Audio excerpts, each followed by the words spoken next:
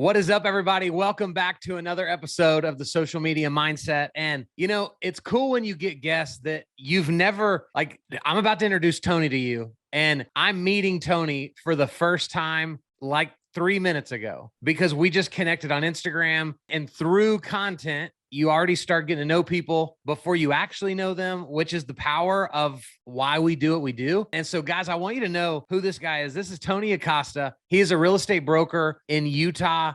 He is a part of the Forbes Real Estate Council. I don't know if you've heard of Forbes before. They're kind of a big deal. He has the Utah Podcasters Coalition. That's right, the Utah Podcast Coalition. Come on. And so, guys, this episode is going to be fire, and I just want to jump in. So, Tony, man, welcome to the show. Oh, thank you so much for having me, man. I've been watching your stuff, and like we were saying just a couple of minutes ago, it's awesome to talk to someone who believes the same thing that I believe and is on this content train. So let's go. That's right, man. And so here's what's crazy, because we're about to talk to people about content. You and I make video every day, and yet we're about to say we don't even do enough. 100%. So how, maybe this is where we jump in. How, as we tell people that we don't even make enough content, how do we not make that disparaging for the listener that may have never even done a video yet? Yeah, that's a great question. And that's something that we deal with a lot with the Podcast Coalition, if we use that specific example, because there are people that have 200 episodes on their show, 500 episodes, and then you have people in the audience that just have an idea. They haven't gotten started. And so I think the punchline is wherever you're at, you got to get started. Yeah. We spend so much time just planning and strategizing and prepping and trying to get equipment that we never, ever start. So whether it's a video a week, whatever it is, but you got to start. Once you get the hang of it, now you can increase your volume and you can do a video a day, 2 videos a day, 3 videos a day. But if you never start, nothing's going to happen. And I think that's where a lot of us get stuck. Man, on my last episode that I just recorded, so it hasn't released yet, my guest said the answer is always more than 0. Oh, 100%. And I was like, what? Because you get this probably as much as I do. How many videos should we do? How long should they be? How many times a week do we need to post? All these questions. Yeah. And really the simple answer is more than 0. More than 0. Yeah. And like I said, as you start to get experience, you'll start to get into all of the weeds of, all right, the algorithms and all this stuff and ads. But again, a lot of people, they get so overwhelmed because they try to focus on those things first that they never get started. And when you ask them, how many videos did you make this week? The answer is 0. And so they never get started. I hate when experts just talk about what people should be doing. And it's easy, the further we get away from our start, we don't tell that story as much. So let's go back to your day 0. Of course. Yeah. Right. So what did that look like? What was going on? What ultimately led you to start doing video? Just tell us that story. Absolutely. So I got into the real estate industry back late 2012, early 2013. I was 23 years old, but honestly, I looked like I was 14. I was always a really scrawny kid. I didn't have a business degree. I didn't have any connections. I didn't have anything. I had a very good mentor who I had the blessing of learning from, but I didn't have any connections, past clients, network, nothing. And so I was sitting around one day kind of feeling sorry for myself because I wasn't getting clients. And it was like I was trying to do these cold calls, but I hated it. And so I had a conversation with my mentor at the time. And, he said something that kind of clicked. And he said, look, you have to stop worrying about what you don't have, and you have to start focusing on what you do have. Come on. So I started trying to, think of ideas. What can I do? How can I market myself? I don't know anyone. And I just decided to answer questions because I would get a lot of questions, answer those real estate questions on Facebook. So my mentor had a lot of business. And so I was kind of a showing agent at first, to where he would do the deal. And then I would just go and show people homes. I would just go and open the door to try to get experience and try to get some training. But within that activity of showing homes, there was a lot of questions.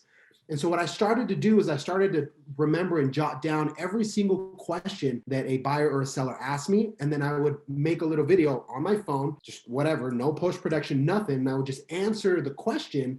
And then I started posting it on Facebook, only on Facebook. And I did that for probably 2 or 3 years. And then people, I would start to get a DM here, a DM there. And then, I realized that this actually works. People need the info. It's valuable info. Yeah. And then, that kind of transition to Instagram, to podcast, to other things. But it all started just answering questions on my phone in my car that people were asking me. And so back then, were you were you just pre-recording these videos and then posting them to your personal page or a business page? No, I didn't have a business page yet. I wasn't that far along.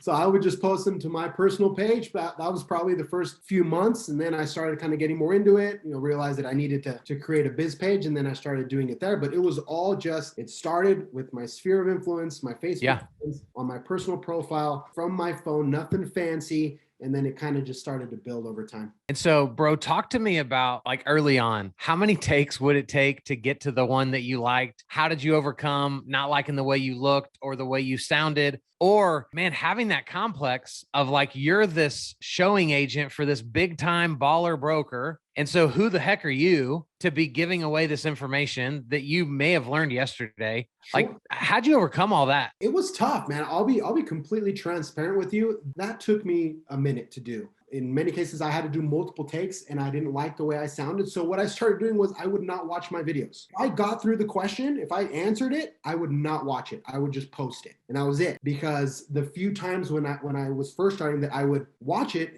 I would critique myself. I didn't like how I said this word. I stuttered, and I didn't want to post it. Yeah. And so I realized that what worked for me, this might not work for everyone, but what worked for me was just posting and not watching it. And to your second question is just realizing that even if I was new, I knew more about real estate than a lot of other people. Let's go. I wasn't a baller yet, but I knew more than the average Joe. And so once I realized that, if an average Joe is at a level 0 of real estate knowledge, right, I'm at a 2, right? I'm not a 10, but I'm at a 2. So I can help anybody that is below 2. Yeah. And I got to 4 and then 6 and 8. But I think that realizing that you have something valuable, even if it's new, still valuable, and then being willing to share that. And again, what worked for me was just not watching my stuff. Man, I give that advice out all the time. I joke with people that, I don't think I'm ugly by any means, but I don't think I'm the most attractive dude on the planet. And so I've never seen my own video and been like, dang, bro, your wife is so lucky. Yeah, it never happened like that for me. And so just like you, I did not watch anything back and I became a one take wonder. Even if I messed up, I'd just be like, what was that word? Did I just make up a word? That's hilarious. And then I just keep going. Right. And that was my personality. That made me the most authentic version of me. Sure. And that's ultimately, I think, what helped me go further than most people is I was just removing the obstacles before I knew they were going to be an issue. Yeah. And something interesting that I found was because I started doing one takes as well. And sometimes something happens. The video is not perfect. When it's one take, it's not perfect. But what I realized was that a lot of people actually appreciate that authenticity because it's not a perfect video where they can tell that there's 13 filters and then there's these trends. Like, that's fine. And eventually you can get there. But when you're new, just however it comes out, as long as you have the right intent. If your intent is to provide value, if your intent is to answer a question genuinely, then people can feel that versus just trying to be flashy or just trying to make the most beautiful video in the world. And then the substance isn't there.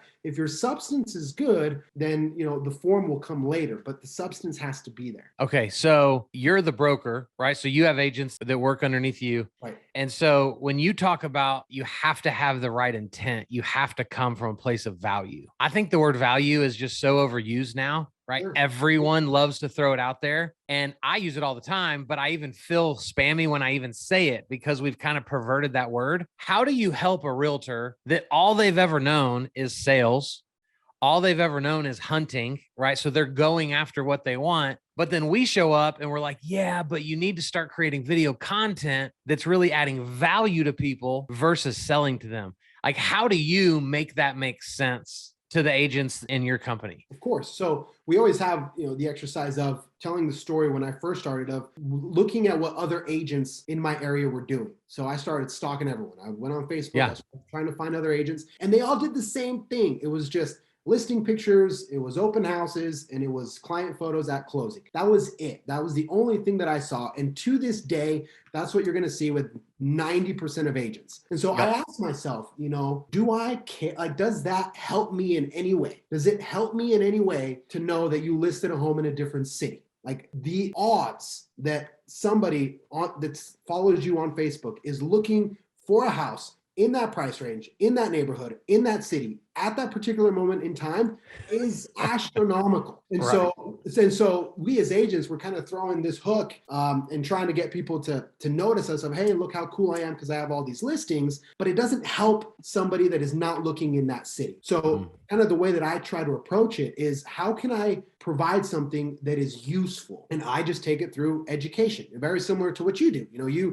make videos teaching people how to do better on social media versus showing people your insights or your numbers. And especially in real estate, we're so good telling people how awesome we are through numbers, through closings, but we're not good at giving people the info they need so that we can build that trust, and then we can have a shot at converting.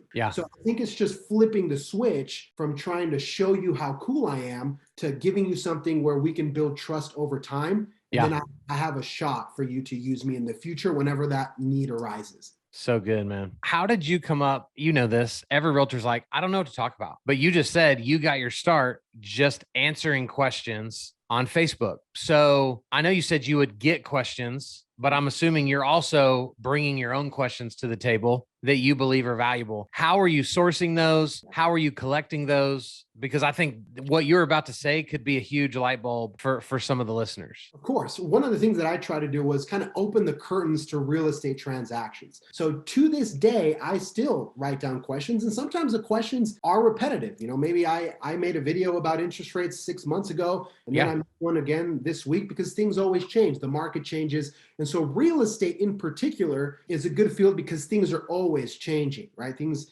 now there's a new program here for I-10 tax ID. So with a lower, there's just so much there if you take the time to educate yourself. But another thing that was really helpful was I started doing these little bits of post-closing press conferences, right? Similar to like the NBA or whatever.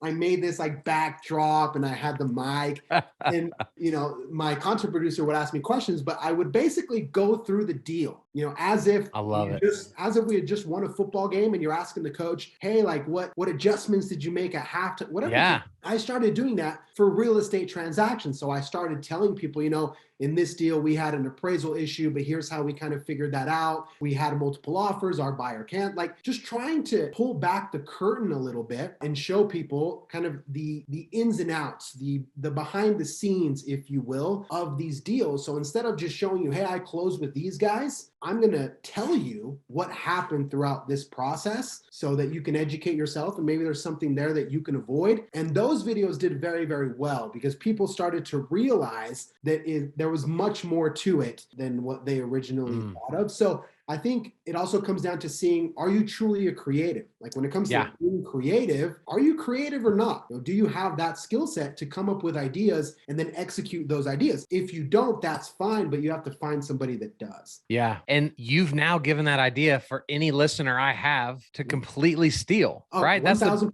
That's the beauty of all of this, guys, is none of us are reinventing the wheel. You saw somebody do something that made you think something, and you ultimately came to a conclusion. And so this is, I think we've got to let go of this whole, like, I've got to be uber creative. I've got to come up with an original idea because if I don't, people aren't going to dig it. People aren't going to buy in. And man, I think we waste so much time trying to be creative. My podcast is called The Ask Tony Show. Brilliant. I stole from Gary V. The Ask Gary V Show. I'm going to switch the name. That's it. These press conferences, I'm a big UFC junkie, so I always love watching the post-fight press conference with Dana White. Because he talks about the behind the scenes. And so that's where that idea came from. I said, hey, I'm always looking forward to the post presser because I want to hear the details. I'll try it out. I'll test it out. I'll see if I can twist it somehow to fit real estate, and it worked out, and some ideas work, some ideas don't. But I think it's also having the self-esteem to try something. It might bomb. For example, I tried to do comedy videos of like the world's worst bathrooms, right? So there's a very famous YouTuber, his name's Joe Santagato, old school dude. He would make kind of like satire comedy videos. I tried to do that and it tanked. It bombed because I'm not a comedian, right? I tried it. Somebody gave me the idea and I tried it. And I think that's where you'll ultimately find what works for you, but you got to be willing to to bomb in front of your friend. Man, you gotta be. I tried years ago. I love sports, all sports. I'll watch curling in the Olympics. I was watching the women's Elite Eight last night. Like, if there's competition involved, I'm in. And so I decided a few years back, I was going to do a Saturday morning Facebook Live show where I picked the spread of every NFL game for Sunday. Dude, 10 years ago, Kyle, like before kids, would have crushed that. What I very quickly realized is I don't even know the names of the players on the other teams other than my team. And so it was awful and no one watched. And at about week 7, I canned it. But to this day, I would wonder, how would that have done if I wouldn't have tried it? And so it got it out of the way and made room for new opportunities. And dude, you're totally right. We've got to be willing to just jump in and fail our way forward, which is, I feel like, the story of my entire career up to this point. And the way that I contextualize that is similar to working out, right? One workout is not going to make you, and one cheat meal is not going to break you. Right. In the same way,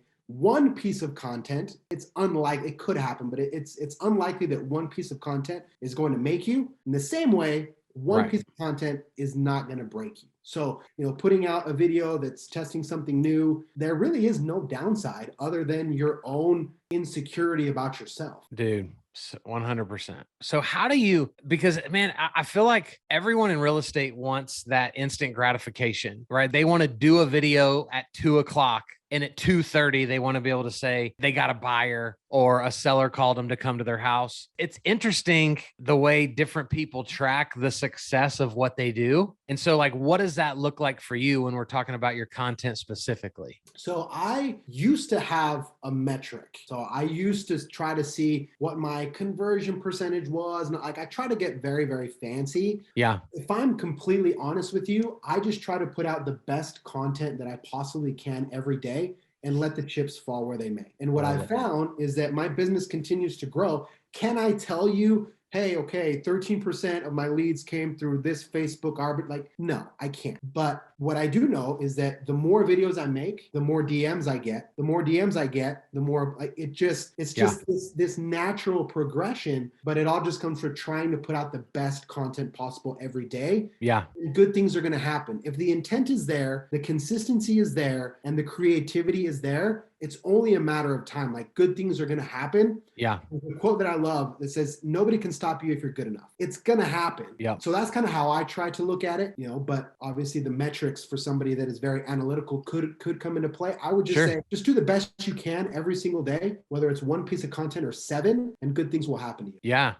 How do you feel about like when you're coaching one of your realtors that's starting to do more content, do you tell them to go like, go 90 days before you really turn around and kind of start analyzing things? Is it 60 days? Because I know if we're not careful, everybody we coach and teach will analyze the first video they do. They'll absolutely hate it. And then they'll never do it again. So is there a certain length of time where you just say, put those blinders on and just like go to work? And what would that be? Yeah. So we've done like things like 30-day challenges where you're going to do a video a day for 30 days. If you don't want to watch it, don't watch it. That's fine. But you need to post every single day for 30 days. You got to post something, and it can't be a picture of a house. It has to be you. You have to post something once a day for 30 days. And then people's creative juices start to flow. I'll get texts and people will be like, I don't know what to post today. And we'll jump on a call. Hey, did you get a call from a client? Yes. Okay. What did you guys talk about? And you'll pull out material from there.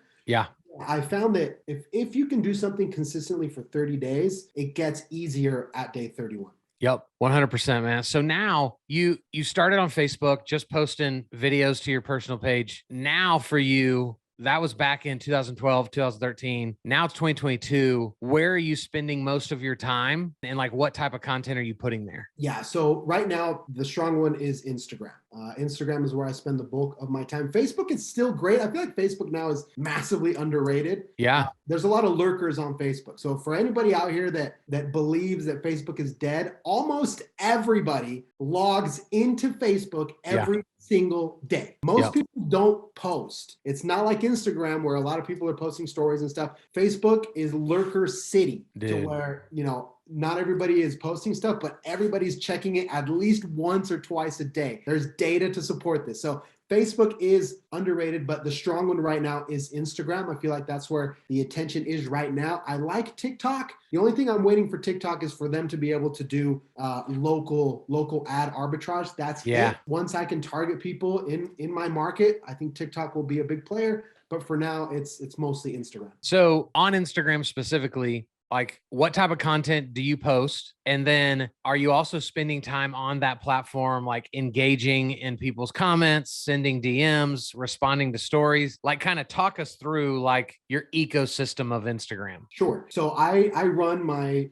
show, the Ask Tony Show, where I answer 5 real estate questions in a full-length YouTube show. It's 15 to 20 minutes long. Okay. So what we do is then we chop up every individual question, and that becomes a short 2-3 minute clip for Instagram. So I post a lot of clips. That's probably the bulk of my content right now. If I do a podcast or an interaction like this, we pull stuff out and we make little clips, we make reels with just interesting stuff. So we'll pull out 30 seconds or 60 seconds of something interesting, and then we will post that. What you said as far as the engagement goes, I feel like that is the key. Yeah. Because when people post, a lot of people believe that that's the end of the work. So they hit post, they hit publish, and that's it. But what you have to realize is that the algorithm is going to destroy you if you do that, because only 2 to 5%, maybe if you're lucky, of your audience is going to see what you post organically. Right.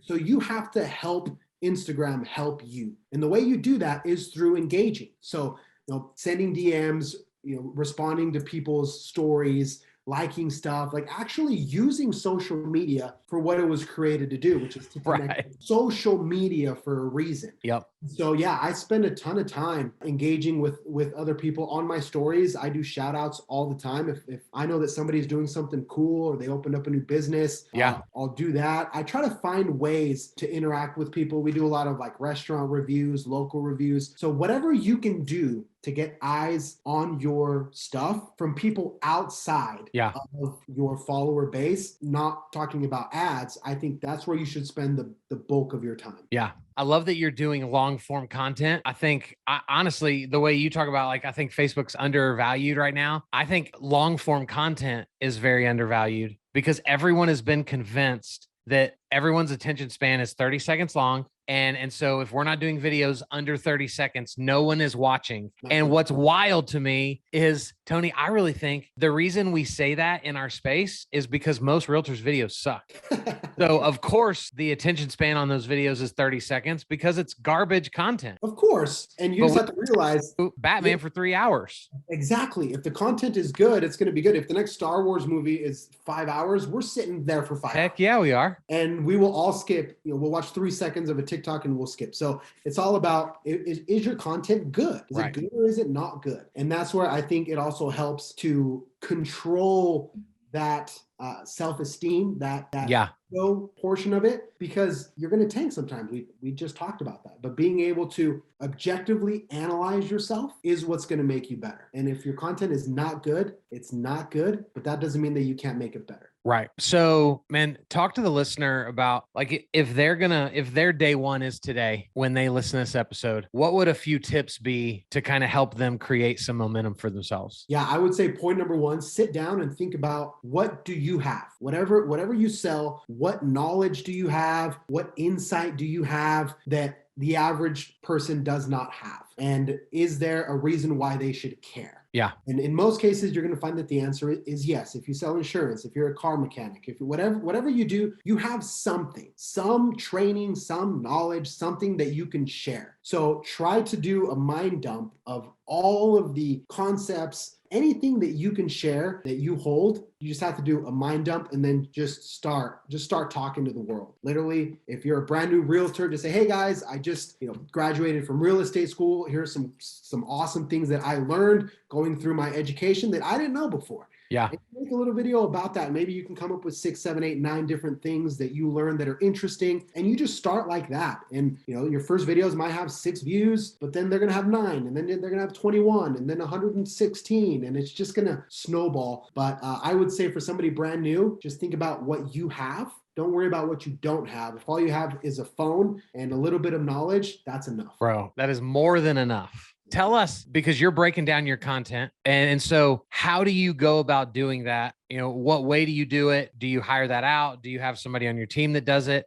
Like, how can somebody kind of begin to do that for themselves? Yeah. So when I first started, I did it all myself. I didn't have the budget to hire somebody. Yeah. So I was editing late at night. Yeah. I just had to put in the hours. I would, it was, I don't know, 30 minutes a day, an hour a day. If it was just a short clip, there wasn't much post-production at first because I was just posting straight from my phone to Facebook. But once I started wanting to add my Instagram title, or I had like a little intro, like once I started to kind of beef my content up a little bit, there is some editing there. If you can't afford anybody, you just got to learn and do it yourself. Yeah. Now I do have a content producer, but I'm 10 years in. So at first I just stayed up late. My wife was asleep. My kid was asleep. And I was just on my laptop on iMovie trying to play with stuff. I love it. I wasn't even that fancy. I wasn't even like an Adobe guy. It was just like basic iMovie stuff. But yeah, at first I had to do it all myself. I love that, man. So I can't let you go without asking about the Forbes Real Estate Council. The Forbes Real Estate Council has been so much fun. It's kind of an opportunity to learn from other people across the country that are that honestly are more successful than me at what I do.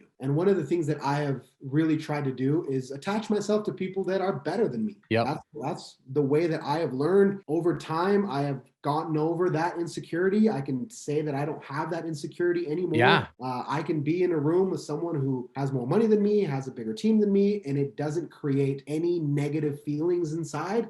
It wasn't always that way. It's something that I had to definitely work at. Yeah. But the Forbes Real Estate Council basically is, there are certain requirements, but you get to publish articles on Forbes. So I've had, 6 or 7 articles published in the magazines. You get to network, you get to meet people. And so, it was my attempt at getting in the room people that I knew were better than me. That's the entire intent, is I just wanted to get in that room somehow and be a fly on the wall and take notes. So good, man. Can you think of one takeaway that you've learned, like a nugget from somebody in that room? I mean, it's helped me a lot with my own self-esteem. Without going too much into the technicalities, I have learned a lot about systems. I've learned a lot about, the intricacies of a transaction, going very, very nerdy. That's probably where I've gotten the most value for my brokerage. But honestly, it's just hearing people's stories and just realizing that I am where they were 10 years ago. You know what I mean? And bro. You start to make those connections. And you're like, all right, this guy's a baller, but he's 57